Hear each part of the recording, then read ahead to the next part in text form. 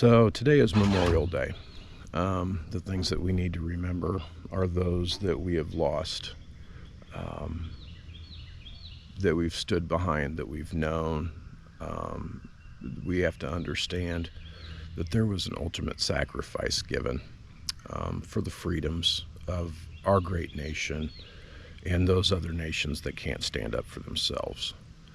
So as I reflect on the men and women that I've served with and that I've lost, one comes to mind that is probably the one that was the closest to me while I was in the Marine Corps. This gentleman's name is Gunnery Sergeant Terry W. Ball, Jr. And this goes back to 1987.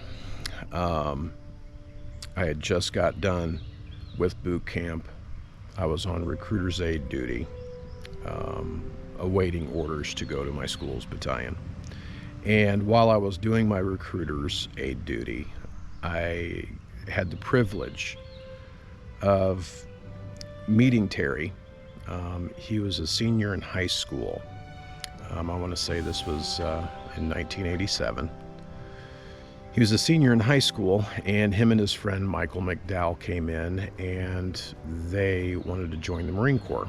So talking with them and with the recruiter that was at that station, Sergeant Strange, and he was Strange, we got to know Terry and Mike. Got to do a lot of things with Terry and Mike throughout the months that I was there. We'd go out and do paintball. Like, that literally was just starting in 1987. So we were getting groups of people together with all the Marine recruits, the delayed entry program personnel, and we would do some sort of training once a month. This one we were actually in Sunnyland doing a paintball session. Had a blast. Terry and I got along very well. He's only a year younger than me, so him and Mike. So I got to know him quite a bit. I actually left, went to school's battalion, came back, and was on recruiter's duty again. I'm not sure why Sergeant Strange and Gunnery Sergeant Wells liked me being there very much, but they did. So I was down at Camp Pendleton in Camp Delmar, and my school was not starting yet. So literally I was doing KP duty and stuff. They reached out, and I went home for a couple more months. Got to know Mike and Terry a little bit more.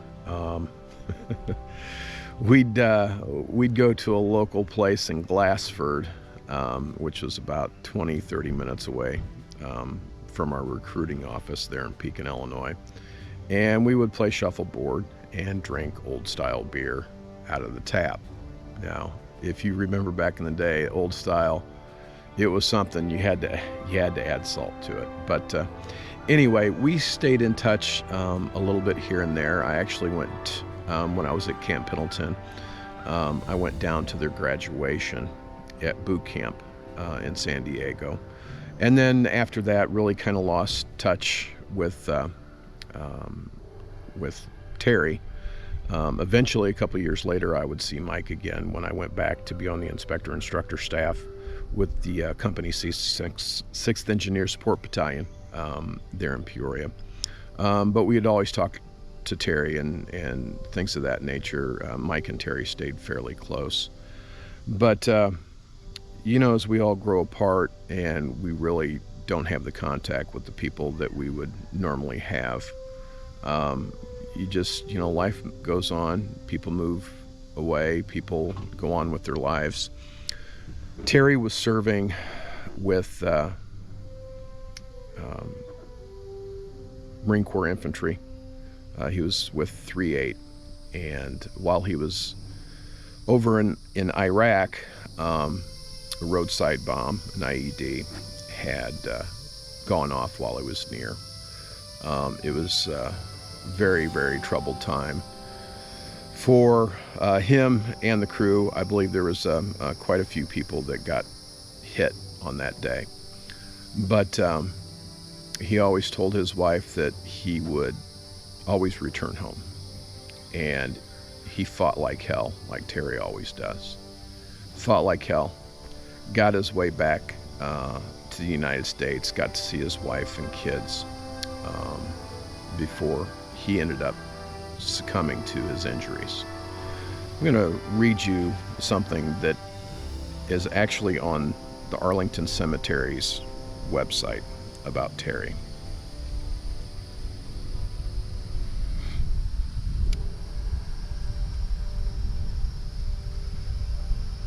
Department of Defense announces the death of a Marine who was supporting Operation Iraqi Freedom. Gunnery Sergeant Terry W. Ball, Jr., 36, of East Peoria, Illinois, died August 5th, 2005, from wounds received as a result of an explosion while conducting combat operations against enemy forces in Al-Qamra, Iraq, on June 12, 2005. He was assigned to 3rd Battalion, 8th Marine Regiment, 2nd Marine Division, 2nd Marine Expeditionary Forces out of Camp Lejeune, North Carolina. Terry Ball promised his wife and 3 children he would make it home from Iraq. He kept that promise, although he was in a coma when his fellow Marines carried him off the plane from Germany. Ball, 36, spent another month at a hospital in Bethesda, Maryland, trying to recover from the horrific wounds of war, the brain injuries, the kidney damage, amputation of his left leg, before dying suddenly Friday after an operation when his blood pressure dropped. His wife Jennifer was in a social worker's office at the time, trying to arrange him to be flown to a hospital in Tampa, Florida for rehabilitation. He promised he would come home, and he did, Jennifer Ball said. I think that's all he could do. A memorial service for Ball was set at Remmert Funeral Home in East Peoria, later being buried with full military honors at Arlington National Cemetery.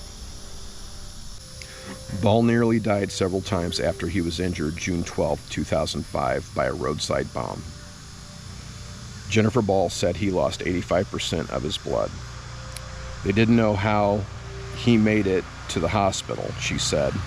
They didn't know how he made it out of Iraq. Ball was in a coma for almost 8 weeks, but came out of it on July 29, 2005, the week before he had died. He was able to recognize his wife and see his 3 children. The 2 older children, Gavin and Riley, stood outside the room and looked at him. Ethan was 1 year old at the time. President Bush came to the hospital July 31st to award him a Purple Heart, but Ball had slept through the ceremony. He was also awarded a Bronze Star with Combat V. Because of the tracheal tube, the ET tube, Ball could only mouth words to his wife. He seemed very angry and in pain. There were times I couldn't understand what he was saying, and it was frustrating to us, Jennifer said. Ball, who grew up in East Peoria, where he was a co-captain of the wrestling and football teams, joined the Marines. He was a leader, said his high school friends. Tim Simpson, you always knew he had your back. His football coach, Jim Doolin, remembered his work ethic. I've been coaching for a long time, Doolin said. There was 15 or 20 kids you never forget. He was one of them, a hard worker, an overachiever, one of the kids you never had to worry about. Ball made the Marines his career and served in Operation Desert Storm and Kosovo. He had also been to Haiti, Turkey, and Japan. Jennifer Ball said they never even considered the possibility that he would be killed. It was never even in the realm of possibility as far as we were concerned, she said. He had been in dangerous places before, and he had always come home. After this stint in Iraq, Ball planned to see the family's new home in North Carolina that was being built. Wanted to take the family to Disney World and to Arlington National Cemetery and go fishing with his oldest son, Gavin. After Terry's passing, Gavin received a card that Terry wrote to him on May 20th from Iraq, saying he was looking forward to taking the boat out. Gavin cried and he bargained with God, and he said, "Please don't bury my daddy." At age 35, she was just starting to think about how she will make her life without the husband she considered her best friend, and how she will raise their grieving children. Even though he was gone, he was always coming home. "I'm going to try to raise these kids the way I would have, even if he was still here." So on this Memorial Day, let's remember everybody that we have lost. Remember all the families of the loved ones that we have lost.